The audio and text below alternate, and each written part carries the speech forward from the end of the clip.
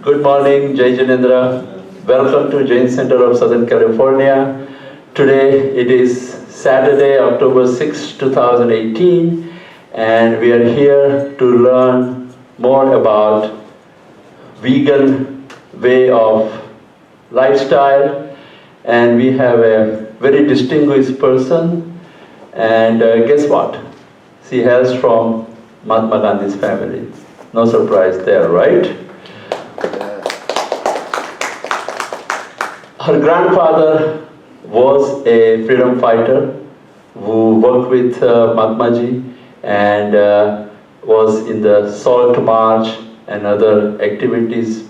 Must have been to jail also in those days. And he was, thank you. And she is Mrs. Dolly Vyas from Houston, Texas. She's an animal rights activist, vegan as a lifestyle person, and she will tell more, but she's here for a vegan fest in Los Angeles, and she will educate us about her experience, philosophy, and some more wisdom. And as you all know, we are the first Jain center in North America, probably in the world, to be a vegan whenever we serve food at Jain Center functions. I will also welcome her better half, Mr. Mayur Shah, who has come with Mayur Ahuja, okay, and Mrs. Dolly Vyas, getting them correct finally. Thank you, Mayur, for being here. We appreciate your time, and thank you. How did you get to the better half? That has never happened.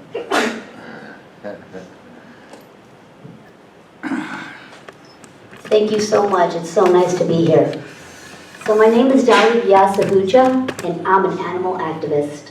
And it is an honor to be here today at the first Jain vegan temple in the world. I want to give all of you an applause. Because, you know, this has been my dream. This has been my dream for all the temples to take the pledge and not use any dairy products. It's truly, truly an honor to be here. And I want to thank Dr. Modi for having me here today and the committee. Thank you so much. So my mission in life is to be the voice of Mother Cow and her babies. And today, I'm going to be talking about why dairy is not a ahimsa, at least why it's not a ahimsa anymore in today's age. Number one, there's forced pregnancies. Number two, the male calf will be killed for veal. And number three, the female cow will be slaughtered at the tender age of 5 or 6, when they can live up to 20 to 25 years. So this means we're getting them pregnant at a very, very young age. It's like babies having babies. So this is my main mission in life.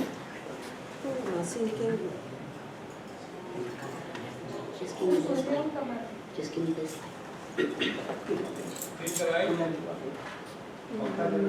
So my main mission in life is to bring this education and awareness to my Indian people, my own Indian community.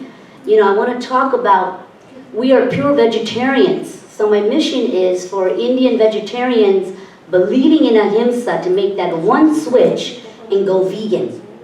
My second mission in life is to have all Indian temples take the pledge, just like this one, again, the only vegan temple in the whole world.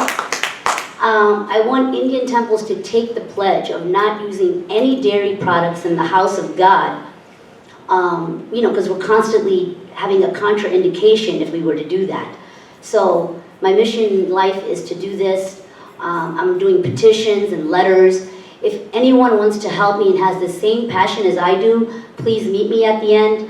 I spoke at the temple in Houston.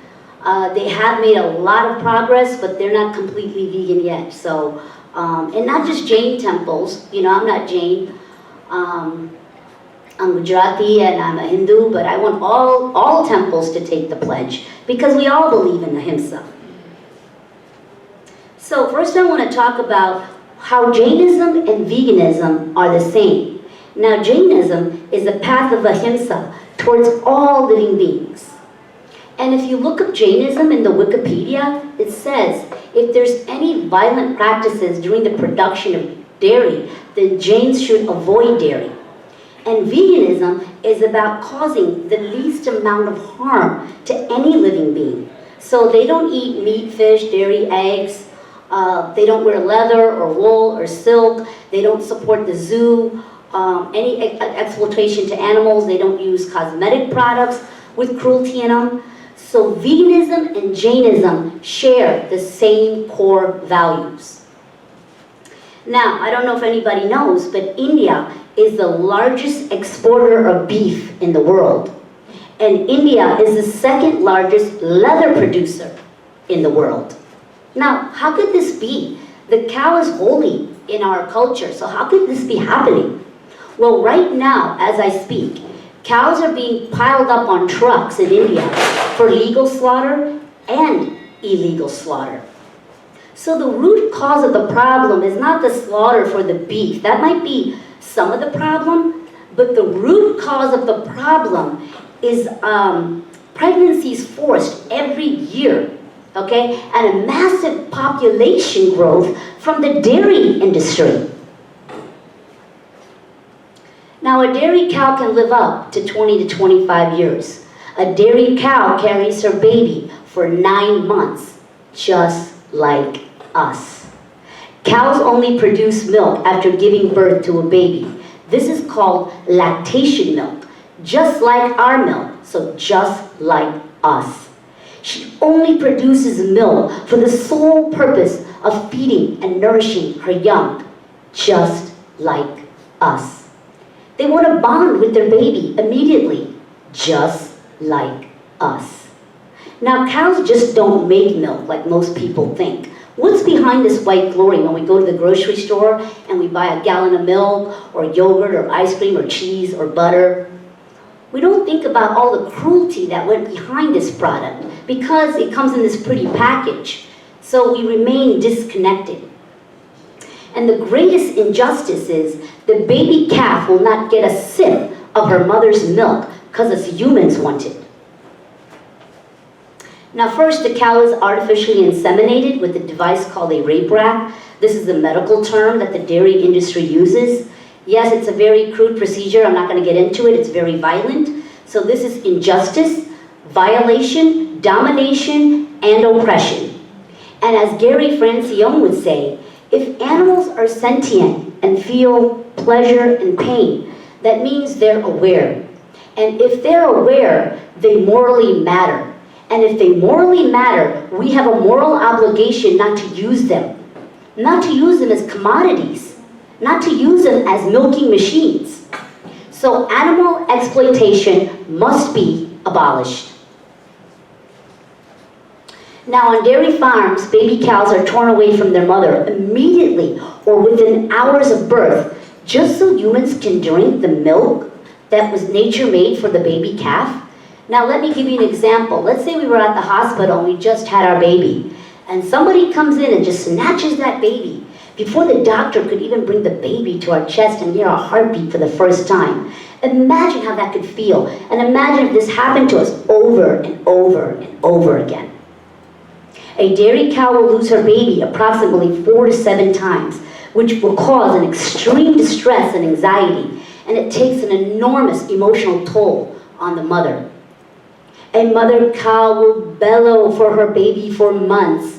It's the most excruciating sound you will ever hear. And male calves will be sold for veal. And without the dairy industry, the veal industry would not exist. And females will endure the same life cycle of slavery as their mothers. Now, as a mother and a female, and all you mothers and females here today, we can empathize what the mother cow must be going through. Women are fundamental to life. Mother Earth is the feminine, the divine, and without her, we don't have seed. Females carry life, and without her, there is no life. The dairy industry is at the core of the deepest betrayal of motherhood and the female body. And I'll tell you why. All we're doing is using her for her reproductive cycle. We're using her for this one reason, because she's a female. But she's not a milking machine. She is a sentient being. Let all mothers let all mothers nurture their young and allow them to live without fear, slaughter, or mistreatment. You could keep talking. It's time to take a stand against cruelty to all female species and all species. I want to use a quote from Dr. Will Tuttle, and it says, "How could it ever be our purpose to rob another living being of his or her purpose?" Now I'm going to be using the words of Dr. Tushar Mehta. Now, Dr. Tushar Mehta lives in Canada and he travels all around the world, and he has a YouTube video called "The Dairy Production and the Beef Slaughter in India." And Dr. Tushar states, man is the only animal that drinks milk of another animal. We're the only species in the world who do that. Giraffe drink their own milk. Elephants drink their own milk. Dogs drink their own milk. Now, if it was normal for humans to drink cow's milk, we wouldn't have to tie them up, sit there, and milk them for it. We would just go to Mother Cow, and she would give it to us. But that's not happening, and that's not nature. Remember, water always falls down the hill. Nature never lies. We tie them up, and we take their milk. We steal it from them. They do not give it willingly. Now, if it was normal for us humans to drink cow's milk, then a baby born right now, let's say a baby born right now today, could start drinking cow's milk. But what would happen? The baby might get very sick, maybe even die, because the fats and proteins in cow's milk can create an imbalance in that baby. The only milk that baby can drink is her mother's milk, human's milk. That has the right proportions. And this is why pediatricians will tell you, do not start cow's milk till age 1. But I'm praying with all this research from Dr. Neil Bernard and all these plant-based doctors back in Houston. There's a doctor, a friend of mine, Dr. Roxanne George. She's Indian, and she's a vegan pediatrician. So I'm praying that no doctor will be recommending any cow's milk to any baby, any child, or anyone.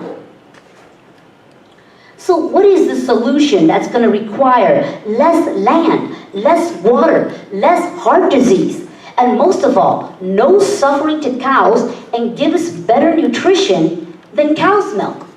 Well, the alternative is the plant-based milk. We got almond milk and soy milk and cashew milk and coconut milk, rice milk, flax milk, hemp milk, oat milk. They're even making a milk out of peas by a brand named Ripple, walnut milk. I can go on and on. So a lot of us Indian pure vegetarians, we worry, where are we going to get our protein from? Because we think, milk is the only way, because we don't even eat eggs, so we feel like we got to drink milk for protein. And just to let everybody know, all protein comes from plants. That's how the vegetarian animals got in the first place. And look at all these animals, some of the largest land animals on earth. The gorilla, the ox, the ram, the elephant. And all they do is eat plants, and they're all vegan. They only had their mother's milk. The strongest man in the world right now, Patrick Baboumian, vegan. Tennis star, Venus Williams, vegan. Ironman champion, 3-time champion, vegan. And all of them have a lot of strength, stamina, and endurance. And none of them are having a protein deficiency problem. And us vegans love to say, it's not where's your protein, it's where's your fiber, right? And remember, we're not just living for the taste of cow's milk. Billions of animals have to suffer, and we're humans. We have a higher consciousness for compassion. Dr. Tushar Mehta, listen to your heart, not your habit. There's vegan ice cream, vegan sour cream, vegan Cool Whip, salad dressing, yogurt, and much, much more. And we can make all our favorite Indian dishes, like kadhi and chash and dal vada and khandvi, all these kind of foods. And right here, I want to show this wonderful book that Dilip Shah, does anybody know him? He lives in Pennsylvania, former president of Jania. He's like an uncle to me. He gave me this book called The Rainbow Food for the Vegan Palate. by Mrs. Pramoda. All of our Indian recipes are in here, veganized. So we don't have to really give up anything. This book is on Amazon, or if anybody wants to take a look, please come up here and take a look at it. And for our children, or even for ourselves, we can make vegan pizza, enchiladas, and mac and cheese, all by using a plant-based dairy product. Now I'm going to actually tell you what's in cow's milk. And I did a lot of research from Dr. John McDougall, Dr. T. Campbell, who's written the China study. Is anybody familiar with the China study? Very good. It's a wonderful book. Please, everybody, take a look at that. And he talks about a protein called casein in cow's milk, which is linked to several cancers. Okay? Dr. Neil Bernard from the Physicians Committee of Responsible Medicine. Dr. Neil Bernard has excellent YouTube videos, excellent books on how to reverse disease. One of the best books I'd like Indian vegetarians to read is the book called The Cheese Trap. Because a lot of us vegetarians, we don't want to give up our cheese. It's really hard to give up cheese and paneer because there's casomorphine in there, so we're addicted to it. So I really do encourage everyone to read the book called The Cheese Trap.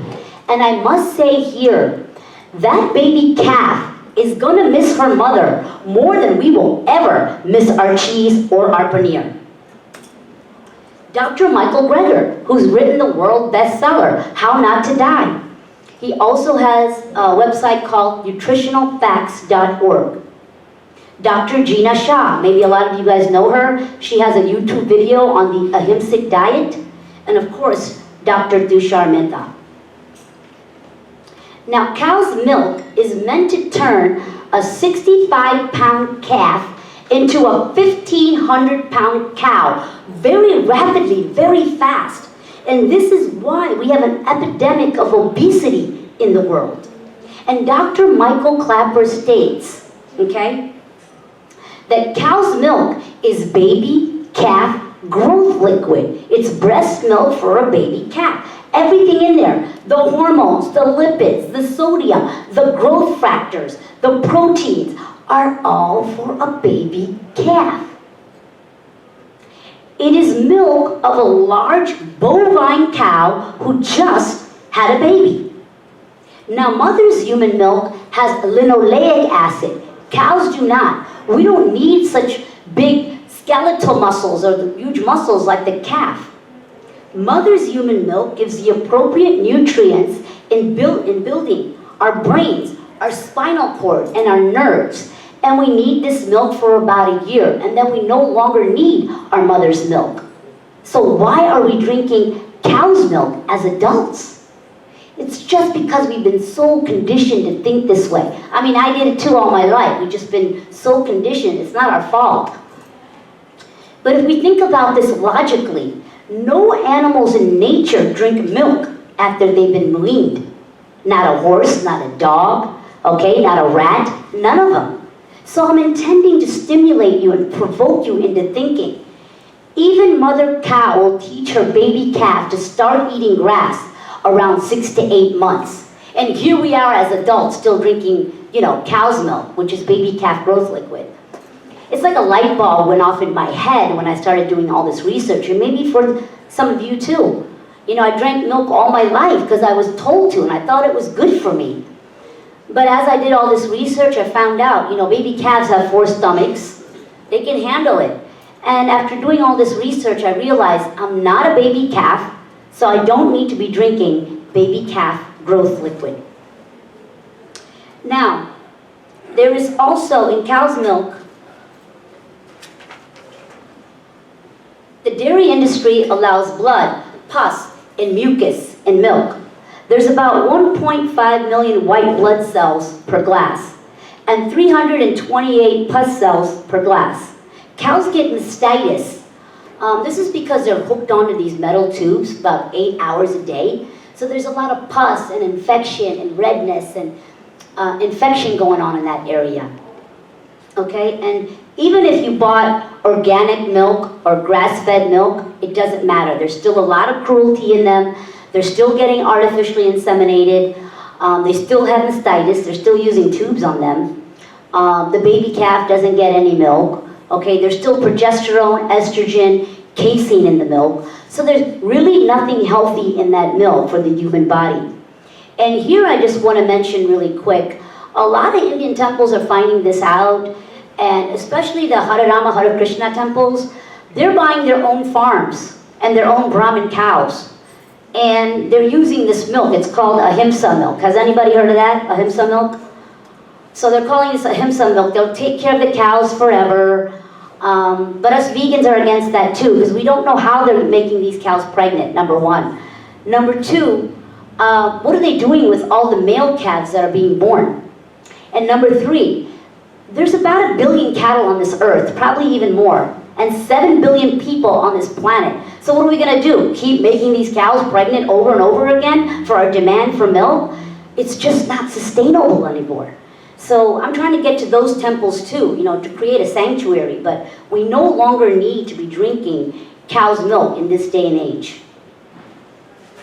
And I'm so happy this temple hasn't chosen to do that, you know. You're really aligning your values with your actions at this temple. Now there's estrogen and progesterone in milk. And remember, when a cow's had a baby, and this is why milk is coming out, these levels are even higher, just like us humans. So a lot of young girls are getting their menstruation way too young. Remember, all these hormones. Men are getting man boobs in their 40s and 50s. Okay, my dad calls it baby fat, but no, it's not.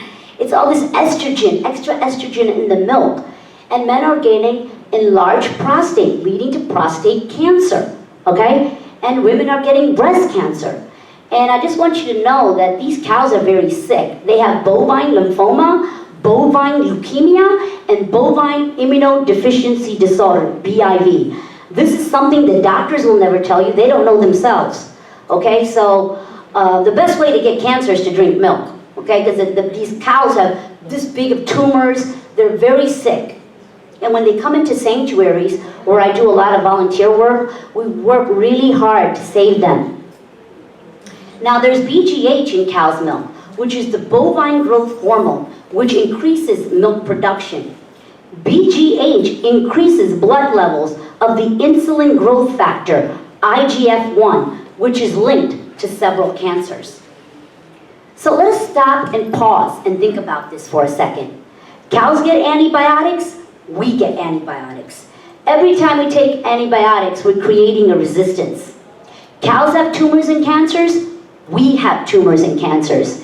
Cows get anxiety and stress, we get stress and anxiety. A lot of us have insomnia, we can't even sleep at night. We're taking some pill to help us sleep. A lot of us overthink, we think too much. More and more people are getting diagnosed with clinical depression. Cows get a disease called yonis, where they're having this persistent diarrhea. Because remember, they're always in that sympathetic nervous response, that flight or fright response. They're always scared and having anxiety and pain mixed up with all these drugs. This disease is called yonis. In humans, it's called Crohn's disease, or IBS. And if you've watched TV lately, it's take this drug for Crohn's disease or take this drug for IBS. I mean, if we only knew. So it's time to wake up and do our own research. Cows have osteoporosis, we have osteoporosis. Cows get pus, we get acne. Cows have mucus, we have allergy, asthma. What's going on here? It's a boomerang effect. Whatever we're doing to them is happening to us. But a lot of vegans are waking up and finding out that food is information at a quantum level. Food is energy, and energy never dies. It only gets transferred. So at the time when the cow is feeling pain, anxiety, and fear, now this gets transformed into our DNA. And this is why vegans will tell you, they're having just a calmer lifestyle. They're liberated from all this. And they're having a mental balance, a physical balance, an emotional balance, and a spiritual balance. Now the dairy industry is a $1 billion industry, says Dr. John McDougall, and they have their own doctors and scientists that will tell you different. Now we drink milk for calcium, right? We were told all our lives that we need it for calcium and vitamin D, for strong bones and strong teeth. The truth is, women who drink more milk have more osteoporosis. So it's almost like we have to unlearn and relearn. And this one was a big one for me. My daughter never liked drinking milk. I got scared, you know. So I would buy Hershey syrup, and I found out that was bad for her. And then I got Ovaltine. And I was probably brainwashed by my mother. She was brainwashed by her mother. We watch it on TV, milk does a body good. Our pediatricians tell us to drink milk for calcium. But what is calcium? Well, calcium is a mineral that comes from the ground, just like magnesium, copper, and zinc. And what happens is the cows are eating the roots from the plants and getting the calcium that way. But nowadays, the cows aren't even getting calcium from the earth. They're eating like GMO corn and GMO grain mixed in with fish pellets.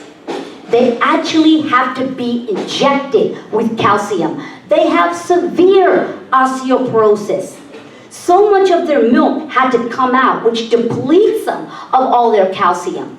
So the best thing to do is skip the middleman, skip the cow, and go straight to the source with all these plants that are so rich in calcium. Now let's talk about our children really quick. Number one, ear infections. Remember, all that mucus in milk, children get a lot of ear infections. 2, tooth decay. A lot of kids are falling asleep with the bottle in their mouth. The bacteria in milk, you can get severe tooth decay. They're getting asthma, eczema, constipation. This is a big one for our kids. You always hear kids say, my stomach hurts. Remember, there's no fiber in milk. It's acidic. More and more children are getting acid reflux. And children as young as 9 are getting diagnosed with high cholesterol. Remember, it's a lot of fats. It's liquid meat, a lot of fat in there. But Dr. John McDougall says, if you take your kids off of dairy products, they are generally cured of all these symptoms. Generally cured. And the dairy industry is well aware of all these problems, but the rebuttal is money. And the dairy industry tries to use reductionism on us. They try to reduce our intelligence, but no longer. You know, a lot of doctors are waking up about the truth of dairy. The public is waking up about the truth of dairy, and dairy sales have actually gone down. Let's give a hand to that. Now I'm going to talk about how animal agriculture is devastating our planet. And I'm going to be using the words of Philip Woolen, a prominent member of the rights movement, an activist, a banker, and now activist. And he says, animal agriculture is the leading cause of species extinction, ocean dead zones, water pollution, and habitat destruction. We are facing the largest mass extinction in 65 million years. It is a crime of unimaginable proportions. It takes 900 gallons of water to produce 1 pound of cheese. And it takes 1,000 gallons of water to produce 1 gallon of milk. Every 10 seconds, the Amazon forest is just being chopped down for animal agriculture. These trees are our lungs in this world. The rivers, our circulation, the air, our breath, and the earth, our body. And this is really important for the youth to understand because they need to secure it for their future generations. Now, animal agriculture makes a 40% greater contribution to global warming than any transportation in the world. Cattle and cow in particular produce a significant amount of methane annually. For example, a single dairy cow can produce 75 kilos of methane annually. A single dairy cow can eat 50 pounds of grain a day and drink 50 to 100 liters of water a day. The land is sinking, and now we're getting water from our aquifers. California, some of the biggest dairy industries in the world, we're getting water now from our aquifers that took years to build. Because remember, we're giving all this water to our dairy cows, and then it takes a tremendous amount of water to grow the crops to feed it to the cows. And then remember, we're killing cows, dairy cows. None of them are going to a retirement home, and then we kill them. Now, cows belch and fart, producing a tremendous amount of methane. Now, this goes up into the atmosphere and gets trapped there for about 11 years. It is 86 times more powerful than CO2. And this is why we have global warming and a major drought in California and other parts of the world. Now I encourage everyone to watch the documentary called Cowspiracy. How many of you seen Cowspiracy? Oh wow, there's a gentleman here. You're awesome, by the way. Everyone gotta go home and see it. You must see this movie. It is the best movie ever made. There's no cruelty in the movie. It only talks about our Mother Earth. And please watch this with your high school students, your college students. It's so important because we got to take care of our future generations.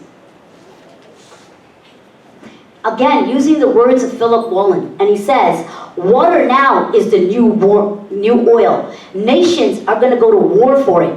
Underwater aquifers are running dry, especially here in California. Some of the greatest rivers now don't even reach the sea. We have sucked them dry through the dairy and meat industry. Even without fossil fuels, we're going to exceed, I can't see that well, I'm sorry, exceed our 565 gigatons of CO2 limit by 2030, all from raising animals.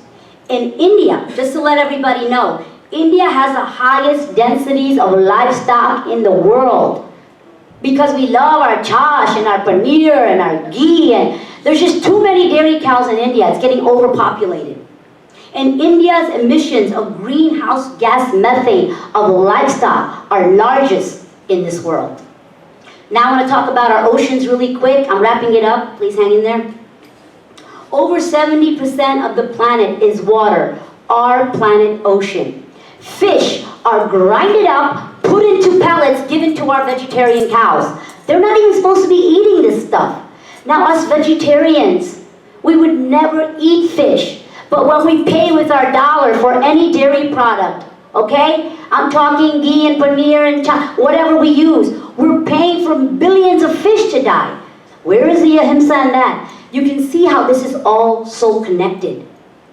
10,000 species wiped out just like that because of one species. Us. Philip Wollen. Oceans are under attack. Phytoplankton are microscopic plants that come from the ocean. Okay? Giving us oxygen and taking carbon. But humans are taking everything from the ocean and giving nothing back.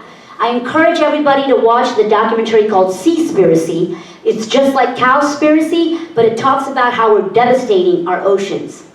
And this is very important for the youth to understand, because the earth is not just a chunk of dirt. Mother Earth is alive, and she keeps us alive.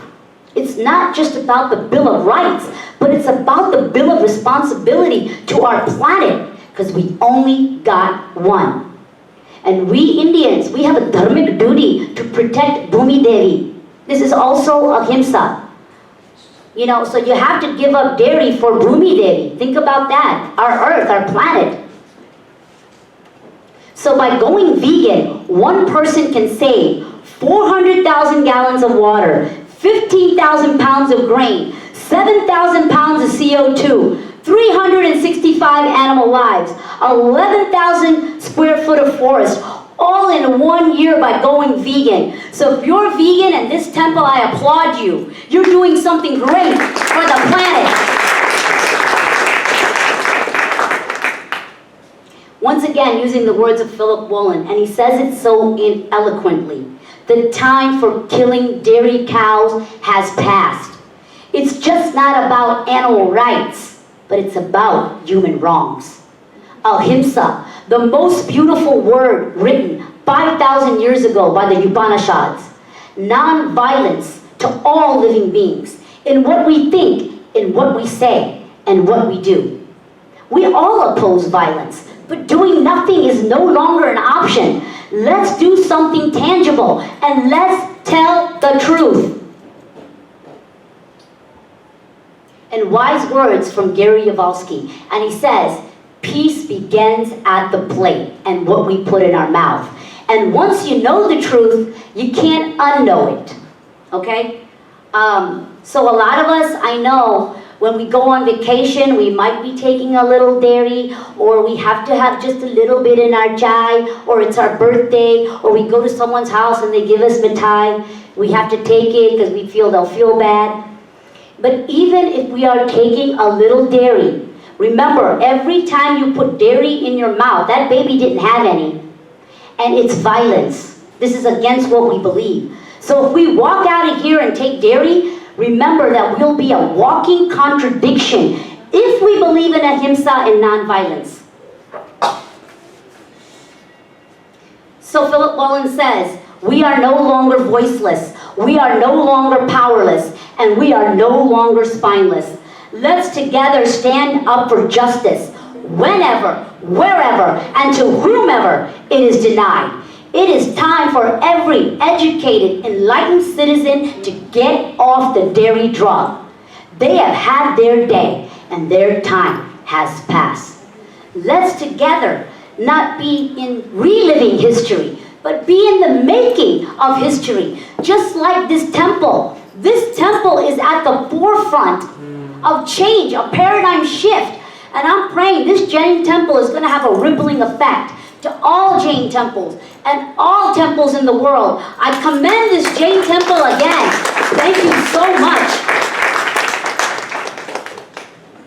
We can no longer use our religious traditions to cause so much harm and suffering. We got to do the greater good in today's world. We need to evolve from old traditions and go to the new. We need to create earth consciousness, and we need to let the ego behind. And what I mean by ego is ego says that milk is tradition, or our gods drank it, or it's holy, or it tastes good, and I don't want to give it up. This is ego. So let's create a new divine imprint, okay? For the planet, for ahimsa, and for compassion. And whenever one person stands up and says, wait a minute, this is wrong, it helps others do the same. And once we live a vegan lifestyle, we're aligning our values with our actions, like this temple. This temple is aligning their values with their actions, and I commend you. I am so happy to be here today. It brings tears to my eyes to be in this temple here today. I want to use a quote from Dr. Stephen Farmer from his new book, Earth Magic, and he says, the creator and creation is one. Let me say that again. The creator and creation is one. The creator merges with creation at the moment of pure awareness. So when you see that cow, that mom, that baby that you see God. And God is asking for mercy. The choices we make today change our tomorrow. And with the vegan diet and lifestyle, we give up nothing. We just stop taking, which was never ours. And last, God lives in the voiceless. Thank you.